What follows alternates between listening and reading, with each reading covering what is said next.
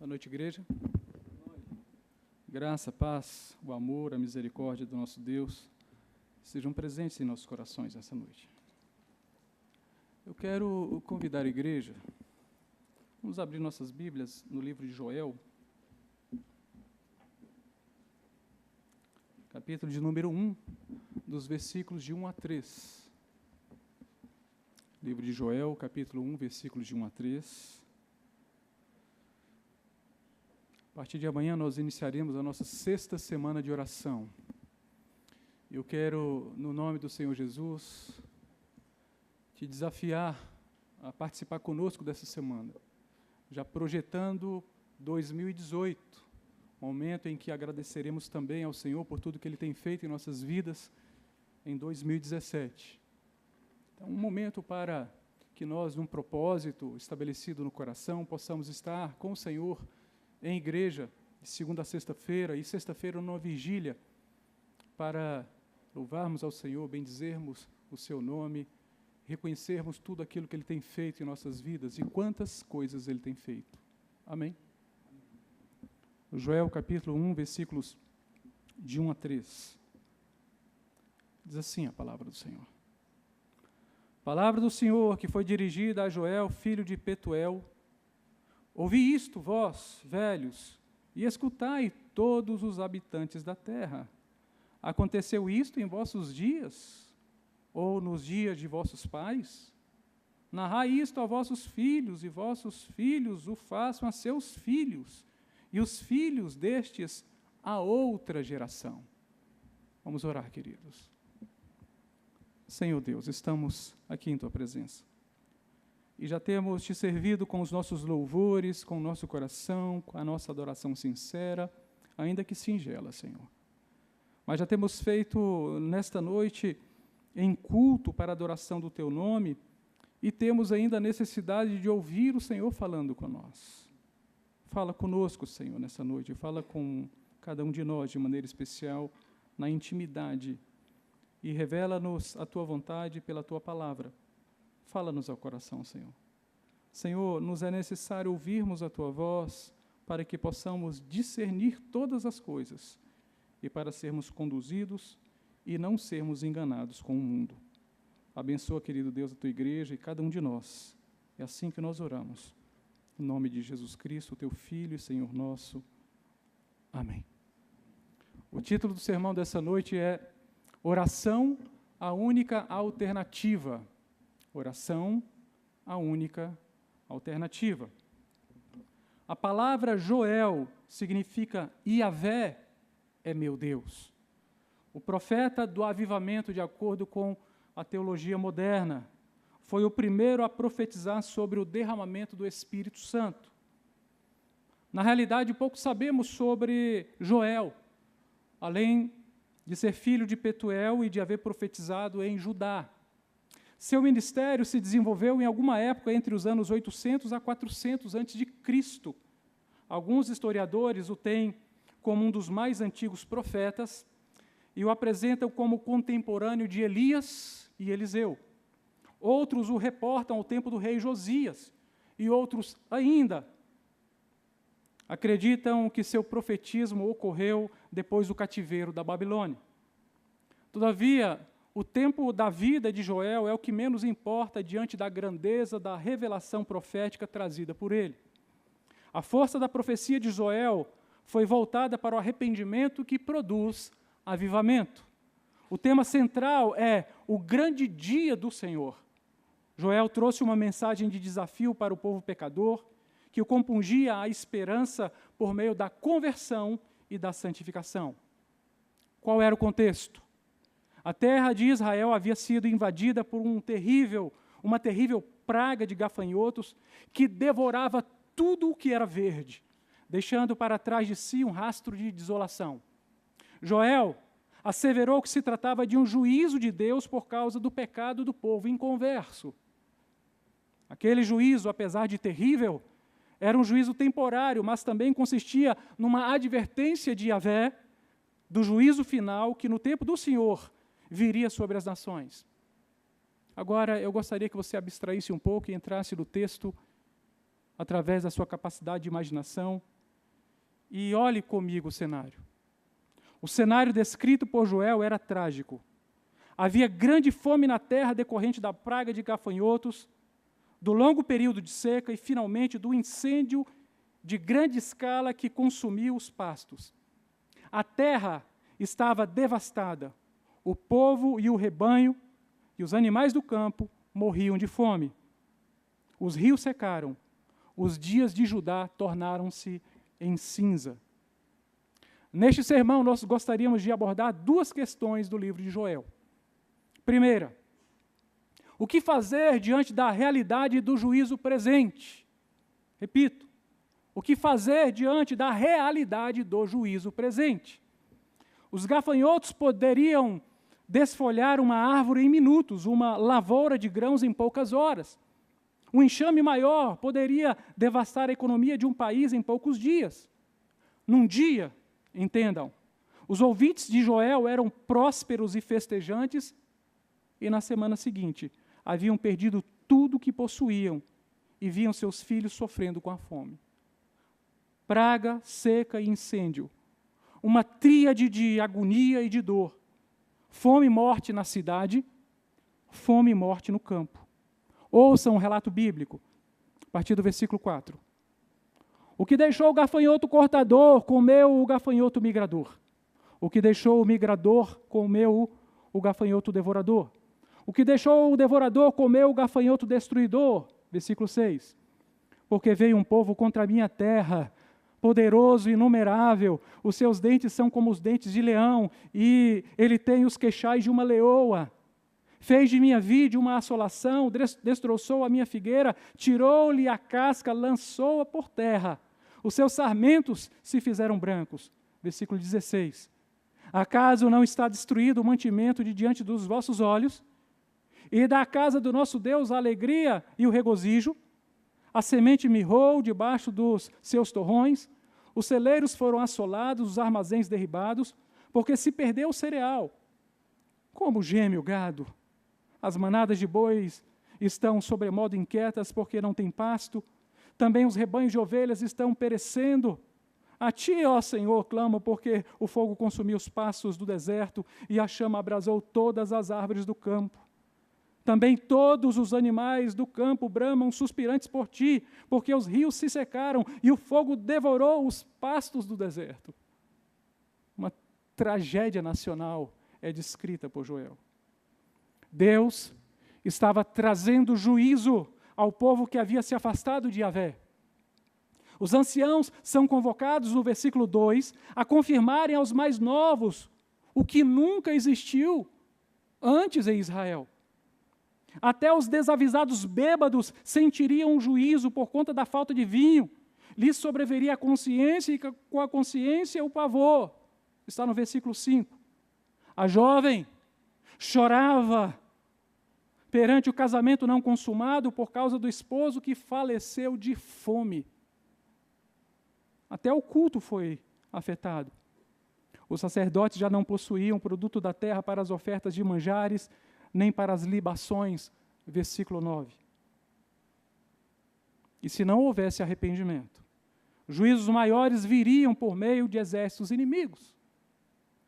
E é exatamente nesses momentos onde a vida toma esse tom, é que as pessoas começam a questionar a existência de Deus. Eugene Peterson, ele afirma, quando os desastres ocorrem, a compreensão de quem é Deus é colocada em xeque. A doença inesperada, a morte, a catástrofe nacional, a conturbação social, as perdas sociais, pessoais, a praga, a epidemia, a devastação pela enchente ou pela estiagem, transformam homens e mulheres que durante muitos anos não tenham dado a mínima atenção a Deus em teólogos imediatos. E assim eles dizem, Deus está ausente, Deus está furioso, Deus tem seus preferidos, e eu não sou um deles. Deus não consegue dar conta do mundo. Deus está guardando rancor há muito tempo e agora estamos pagando por isto. E assim por diante. É exatamente aí que surge a tarefa do profeta. levantar-se na hora fatídica e esclarecer quem Deus é e como Ele age. Levar as pessoas ao arrependimento, arrancando-as mercê da pregação da palavra, a fim de transportá-las ao entendimento correto sobre a pessoa de Deus. Compreendam? Onde o rei falhou, onde os príncipes se desviaram, onde os sacerdotes prevaricaram, onde os anciãos se ocultaram, onde o povo se perdeu, é exatamente aí que Deus levanta o profeta para alarmar a nação e fazê-la olhar para Ele. E talvez nessa noite o Senhor esteja fazendo exatamente isto, chamando a tua atenção para que você possa olhar para Ele. E sabe, queridos, o profeta Joel fazia isso com maestria. O quadro pintado pelo profeta com cores quentes e vívidas descrevia o cenário de horror. Um exército de gafanhotos galopando com a fome, com a morte sobre a terra e a exaurindo. A catástrofe nacional de Judá veio para revelar o que esteve oculto por tanto tempo na vida ordinária do povo. Serviu para expor a insólita realidade moral e espiritual que subjazia a camada opaca da vida gerada pela rotina diária das pessoas. Porque é exatamente assim que nós fazemos. Vamos tocando a vida simplesmente. E não raras vezes deixamos de tratar os nossos pecados pessoais e nacionais. Nós vamos seguindo. Qual a solução? O que será que o profeta Joel está propondo? Oração. Esta era a única alternativa para Joel, a única alternativa para Judá. Versículo 13 do capítulo 1 diz: Cingi-vos de pano de saco e lamentai, sacerdotes. Uivai, num clamor coletivo, queridos. Ministros do altar, vinde, ministros de meu Deus, passai a noite vestidos de pano de saco, porque a casa de vosso Deus foi cortada a oferta de manjares e a libação. Versículo 14. Promulgai um santo jejum, convocai uma assembleia solene, congregai os anciãos, todos, diz o profeta, todos os moradores da terra, desta terra, para a casa do Senhor, vosso Deus, e clamai ao Senhor. Ah, que dia! Porque o dia do Senhor está perto e vem com uma assolação do Todo-Poderoso. Joel entendia que deveria haver a oração coletiva, num clamor coletivo. O povo deveria estar congregado e clamar a Yahvé. Agora pensem comigo na nossa realidade nacional, que deve envolver e nos levar à oração, a um clamor nacional, enquanto Igreja do Senhor. Pensem comigo, pensemos no nosso país, quais são, porventura, os pecados nacionais que há tempo convivemos.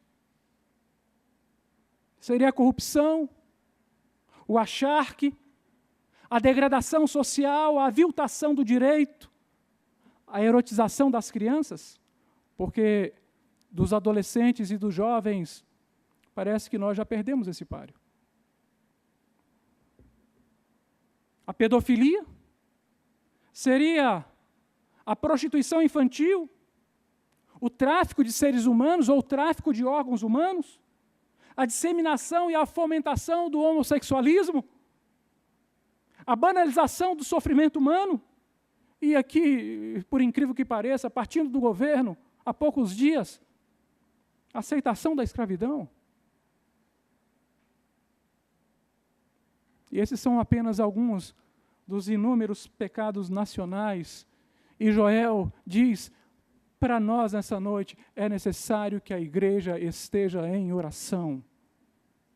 Louvado seja o Senhor. Mas além da estética, do aspecto coletivo da oração, também o clamor individual. Precisamos do envolvimento pessoal. E aí, nesse aspecto em particular, Joel se dá como exemplo, no versículo 19, ele diz, a ti, ó Senhor, clamo, eu clamo, porque o fogo consumiu os pastos do deserto e a chama abrasou todas as árvores do campo. Clamor pessoal, envolvimento pessoal, porque não raras vezes nós reportamos a responsabilidade para os outros, é do pastor, é do presbítero, é do diácono, é do irmão, é da irmã, é do outro, não é minha. Mas Joel está dizendo, a responsabilidade é sua, você precisa orar. Agora pensem um pouco comigo sobre os nossos pecados pessoais. Vamos então apenas reduzi-los àquilo que diz respeito à fé e um pouco à família. O abandono da igreja. Não falo daquela apostasia plena, mas daquela apostasia moderada e disfarçada quando não buscamos nos envolver com nada. Ou será que isso também não é uma forma de apostasia?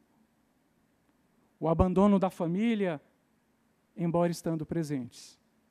O abandono do relacionamento com Deus, ou quando tornamos o sagrado em comum e o reduzimos a nada. Nada importa na fé, porque é apenas fé. Vocês entendem? Vivemos como se não houvesse a possibilidade do juízo presente. E Joel nos chama para essa realidade.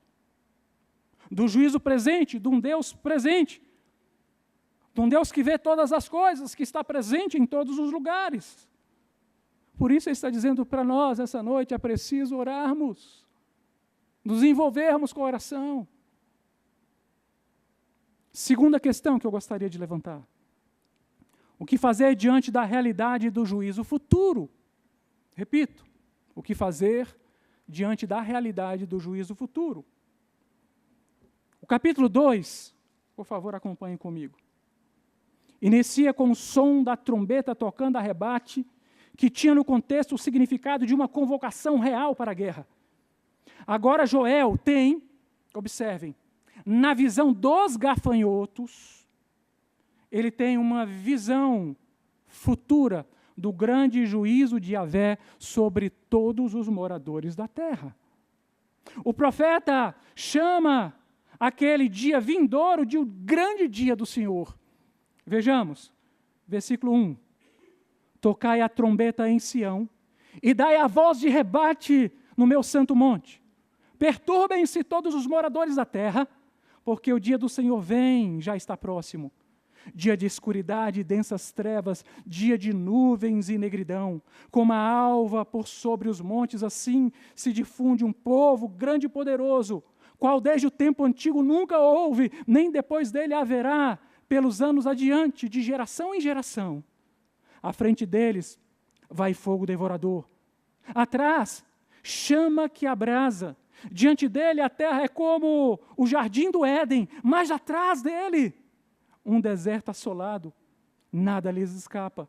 A sua aparência é como a de cavalos, e como cavaleiros assim correm. Estrondeando como carros, vêm saltando pelo cimo dos montes, crepitando como chamas de fogo que devoram o restolho, como um povo poderoso, povo em ordem de combate. Diante deles tremem os povos, todos os rostos empalidecem. Correm como valentes, como homens de guerra, sobem muros, e cada um vai para o seu caminho, e não se desvia da sua fileira. Não empurram uns aos outros, nada, cada um segue o seu rumo, arremetem contra lanças e não se detêm no seu caminho.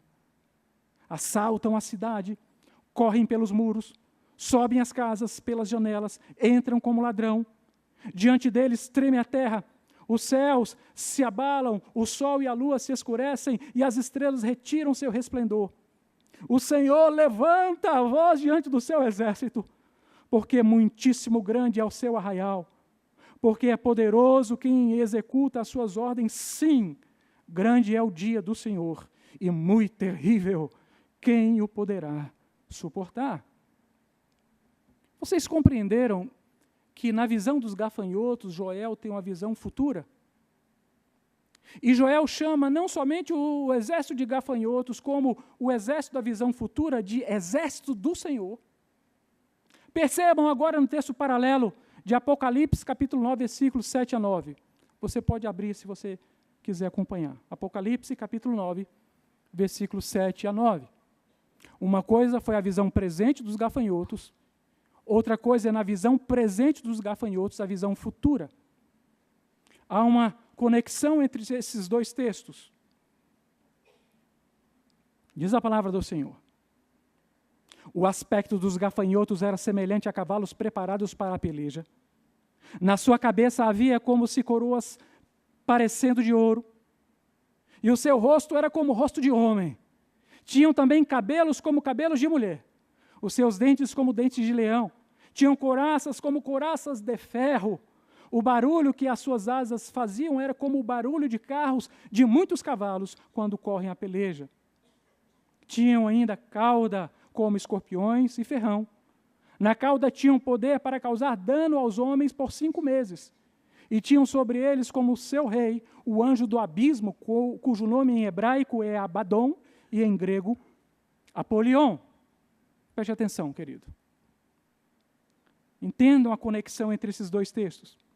João toma o texto de Joel para descrever de forma aterrorizante uma horda de demônios que é liberada do abismo quando o 5º anjo do Senhor toca a 5ª trombeta, está em Apocalipse capítulo 9, versículo 1. Depois você confira em casa. Perceba comigo. A figura dos gafanhotos é utilizada para descrever os seres espirituais que tinham o poder de trazer o mal aos inimigos de Yahvé, embora não lhes pudesse tirar a vida. Os gafanhotos possuíam o rosto de homem, indicando a inteligência, a sagacidade e o discernimento malévolo dos demônios. Os cabelos de mulher indicavam o seu poder sedutor, como a serpente seduziu Eva no Éden. Os dentes de leão, sua ferocidade. A organização do enxame de demônios é de um exército marchando para a guerra. À frente desse tenebroso exército está Abaddon, Apolion, nomes respectivamente hebraico e grego, que significam destruidor, que se trata do antitipo de Cristo. Cristo é o Salvador. E Satanás é o destruidor, aquele que veio para matar, roubar e destruir. Para alguns historiadores, a palavra Apolion faz referência ao deus grego Apolo, cujo símbolo era o gafanhoto. Simon Kistemaker dá ênfase ao assunto dizendo que os gafanhotos vistos por Joel e por João são criaturas demoníacas com poder mental de seres racionais para infligir sofrimento indizível às pessoas que se rebelaram contra o seu Senhor e Criador. Tais criaturas têm o propósito de enganar as pessoas que não serviam e não adoravam a Deus.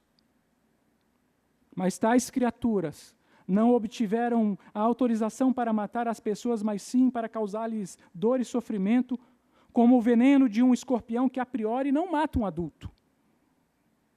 Os eleitos de Deus, que são os verdadeiros filhos de Deus, aqueles que foram comprados pelo sangue de Jesus em seu sacrifício vicário, são poupados do ataque desses demônios, porque Deus é quem os preserva de todo o mal. Aleluia. Mas não se espantem, queridos. Esse terrível exército comandado por Satanás, por Apolion,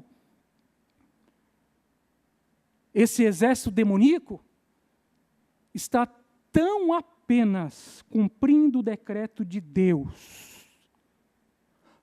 Todas as coisas e todos os seres que existem estão sob o poder absoluto do Senhor Todo-Poderoso.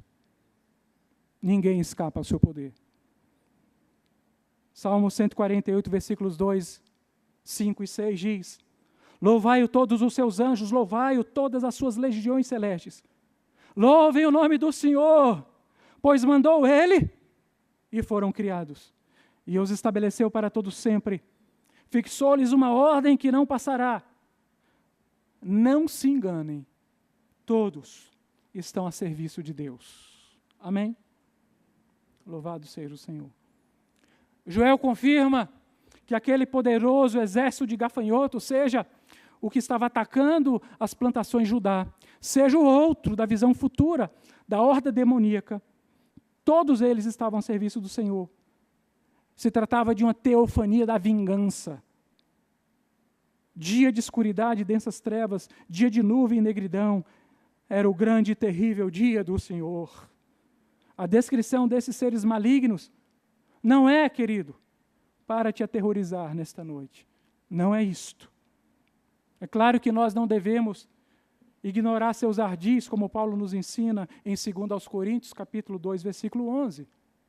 Claro que não devemos, mas nós sabemos que nada pode nos tocar, porque maior é o que está em nós do que o que está no mundo. 1 de João, capítulo 4, versículo 4. Agora, a grande questão que paira. Diante da realidade do juízo futuro, qual a solução? O que Joel está propondo para nós nessa noite? Oração. Precisamos orar. Para Joel, o cristão deve viver nessa expectativa escatológica, olhando para frente, entendendo que o Senhor virá como justo juiz, buscando o Senhor por meio da oração. Vejam, queridos, versículo 12. Ainda assim, agora mesmo, diz o Senhor, convertei-vos a mim de todo o vosso coração, isso com jejuns, com choro e com pranto. Rasgai o vosso coração e não as vossas vestes, e convertei-vos ao Senhor vosso Deus, porque Ele é misericordioso e compassivo, e tardio em irar-se, e grande em benignidade, e se arrepende do mal. Quem sabe, se não se voltará e se arrependerá, e deixará após si uma bênção, uma oferta de manjares e libação para o Senhor vosso Deus. Vocês percebem as palavras do profeta? Do próprio Deus é Ele quem provém a oferta para si mesmo, para que nós possamos trazer, como no nosso ofertório há pouco. É Ele que nos provém todas as coisas para que nós possamos servi-lo. Amém? Louvado seja o Senhor. Aqui nesse texto lido há uma interpolação corroborativa entre a fala de Yahvé e a fala do profeta que se mesclam. Joel está dizendo ao povo que diante da realidade do juízo presente e do juízo futuro, o povo precisava ter um coração voltado para o Senhor, precisava de atitude de oração. Que significa dizer que não adianta você apenas falar de oração, você precisa orar. Você precisa vir, e temos a oportunidade nessa semana de segunda a sexta-feira, de você agradecer por 2017 e projetar 2018. Entendam, para Joel, todos deveriam se envolver. Desde os velhinhos às crianças de peito, até mesmo os noivos e as noivas deveriam deixar suas núpcias e se apresentarem para o culto, sim. Até mesmo os noivos que eram poupados de saírem à guerra durante o primeiro ano após o casamento, aqui, para esse culto, para o culto Yahvé, deveriam se apressar e participar e se envolver. Os sacerdotes deveriam uivar na presença de Deus, deveriam se curvar ao solo e clamar a Deus no santuário. Vejam, versículo 15. Tocai a trombeta em Sião. Trombeta é tocada agora para o culto. A trombeta antes foi tocada para a guerra, aqui ela é tocada para o culto. Promulgai um santo jejum, proclamai uma assembleia solene, congregai o povo. Por que nós estamos insistindo? Porque temos ordem do Senhor. Congregai o povo, santificai a congregação, ajuntai os anciãos, reuni os filhinhos e os que mamam, sai o noivo da sua recâmara e a noiva do seu aposento, chorem os sacerdotes, ministros do Senhor, entre o pórtico e o altar e orem. Poupa o teu povo, ó Senhor, e não entregues a tua herança ao opróbrio, para que as nações façam escárnio dele, porque hão dizer entre os povos, onde está o teu Deus? Precisamos nos envolver. Para Joel, a oração era a única alternativa. E para nós é a única alternativa. Ou podemos viver sem oração. Podemos enfrentar a vida sem oração. A oração vinculava o jejum, a auto-humilhação, o arrependimento, a confissão e o culto em assembleia solene. Outro dia um irmão disse assim, pastor, por que tanta oração nesse culto? Sim, precisamos orar. Amém? Tudo partia da oração. É como diz o reverendo Weber, antes de tudo, oração. Louvado seja o Senhor. Para Joel, a atitude de oração mudaria o cenário atual e prepararia o povo para o cenário futuro, trazendo a bênção material e espiritual de Yahvé. Versículo 18 do capítulo 2. Então o Senhor se mostrou zeloso da sua terra. Entendam, queridos, essa é a resposta de Yahvé diante de um coração arrependido. Vai de encontro à teologia da prosperidade. Ok? Aqui é uma resposta de Yahvé para um povo que está com o coração arrependido, um povo que passava fome que agora vai ser suprido com fartura. E não de um cristão que vem em barganha com o Senhor, que faz uma oferta querendo receber algo em troca. Nós ofertamos ao Senhor porque já recebemos o Senhor. Porque já fomos abençoados pelo Senhor. Então o Senhor se mostrou zeloso da terra, compadeceu-se do seu povo, e respondendo lhe disse, eis que vos envio. Preste atenção, 3 coisas necessárias para o culto. Lembra que o culto havia parado? 3 coisas, o cereal e o vinho e o óleo. E deles sereis fartos, e vos não entregarei mais ao opróbrio entre as nações, mas o exército que vem do norte, eu removerei para longe de vós. Lançá-lo-ei em uma terra seca e deserta, lançarei a sua vanguarda para o mar oriental e a sua retaguarda para o mar ocidental. Subirá o seu mau cheiro e subirá a sua podridão. Aqui é uma referência não somente ao exército presente de gafanhotos que devastava a plantação, que seriam levados para longe e morreriam e subiria o mau cheiro, como também a projeção para a condenação futura dos demônios. Ok? O tempo presente e o tempo futuro do profetismo de Joel. Porque agiu poderosamente. Não temas, ó terra, regozija-te e alegra, porque o Senhor fez grandes coisas. Não temais animais do campo, porque os pastos do deserto reverdecerão, porque o arvoredo dará o seu fruto, a figueira e a vide produzirão com vigor. Alegrai-vos, pois, filhos de Sião, regozijai-vos no Senhor vosso Deus, porque Ele vos dará em justa medida a chuva. Pensem numa terra seca que agora recebe a chuva. Louvado seja Deus. Fará descer como outrora a chuva temporã e a serôdia. As eiras, no versículo 24, se encherão de trigo e os lagares transbordarão de vinho e óleo. Restituir-vos-ei os anos que foram consumidos pelo gafanhoto migrador, pelo destruidor e pelo cortador. O meu grande exército que enviei contra vós outros. Comereis abundantemente, vos fartareis e louvareis o nome do Senhor, vosso Deus, que se ouve maravilhosamente para convosco, e o meu povo jamais será envergonhado. Sabereis que eu estou no meio de Israel, e que eu sou o Senhor, vosso Deus, e não há outro. E o meu povo jamais será envergonhado, e acontecerá depois. Essa expressão depois reporta para a igreja, para o tempo da igreja, para a descida do Espírito Santo no dia do Pentecostes. Derramarei o meu Espírito sobre toda a carne. Vossos filhos e vossas filhas profetizarão, vossos velhos sonharão e vossos jovens terão visões. Até sobre os servos, o Senhor, e sobre as servas derramarei o meu Espírito naqueles dias. Mostrarei prodígios no céu e na terra, fogo e colunas de fumaça. O sol se converterá em trevas e a lua em sangue, antes que venha o grande e terrível dia do Senhor. E acontecerá que todo aquele que invocar o nome do Senhor será salvo, porque no Monte Sião e em Jerusalém estarão os que forem salvos. Esse é o poder do Evangelho, queridos. Louvado seja o Senhor. Como o Senhor prometeu, e entre os sobreviventes, aqueles que o Senhor chamar. Amém? Graças a Deus que Deus tem nos chamado. Para Joel, não podemos viver como se não houvesse o juízo de Deus, seja o juízo presente, seja o juízo futuro. Joel entende Deus como um Deus vingador, como aquele que está presente e não está inerte. Por isso precisamos orar.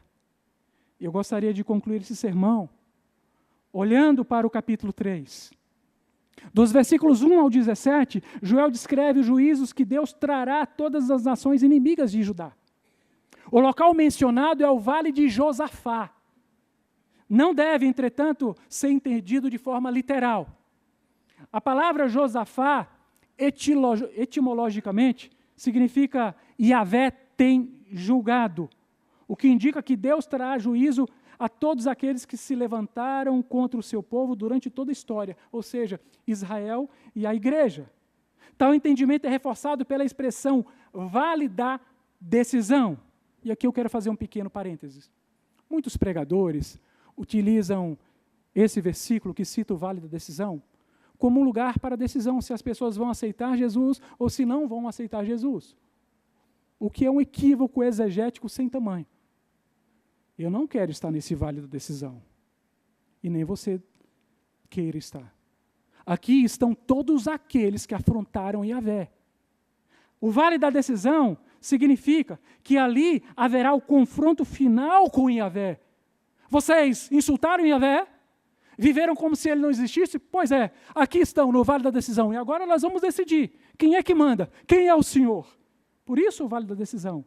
E ali serão resolvidas de uma vez por todas as diferenças entre as nações ímpias e o Senhor.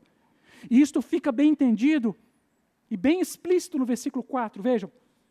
Que tendes vós comigo, Tiro e Sidom? Não vejam apenas Tiro e Sidom, mas todas as nações inimigas do Senhor. E todas as regiões da Filistia. É isso? Vingança que quereis contra mim? Se assim me quereis vingar, farei, sem demora, cair sobre a vossa cabeça a vossa vingança. Por isso é o vale da decisão. Esta é a hora do confronto final descrito em Apocalipse, no capítulo 19, versículos de 11 a 21. Quando o Rei dos Reis, o Senhor dos Senhores, o Cristo guerreiro partirá para o confronto final no Armagedon. É surpreendente que Cristo, o noivo, que participava das núpcias com a noiva em Apocalipse 19, dos versículos 1 a 8, agora deixa a recâmara de suas núpcias e parte para o confronto final, vestido com um manto tinto de sangue, montado num cavalo branco, seu nome, fiel e verdadeiro, aquele que julga e peleja pela justiça, e tomará vingança por Yahvé. Ele, que é o verbo de Deus, trará juízo para todos os inimigos de Yahvé, por meio da espada que sai da sua boca, isto é, da sua palavra. A mesma palavra criativa do Gênesis é a mesma palavra salvífica para os eleitos, por meio do Evangelho. E também a mesma palavra condenatória para os inimigos de Deus. Noutro diapasão, Joel muda de cenário. Nos versículos 18 a 19. Ele tem uma imagem belíssima. Uma visão belíssima, e eu gostaria mais uma vez na sua capacidade abstrativa, que você tentasse ver o que Joel via.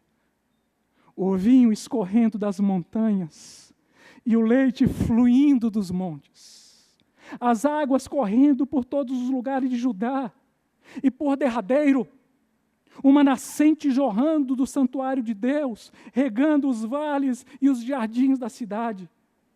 Joel é tomado por uma visão de eterna paz. As mesmas terras de Judá, que tiveram sangue banhando, sangue de seus moradores, dos filhos do Senhor, agora seriam purificadas pelas águas purificadoras que saíam do trono de Deus.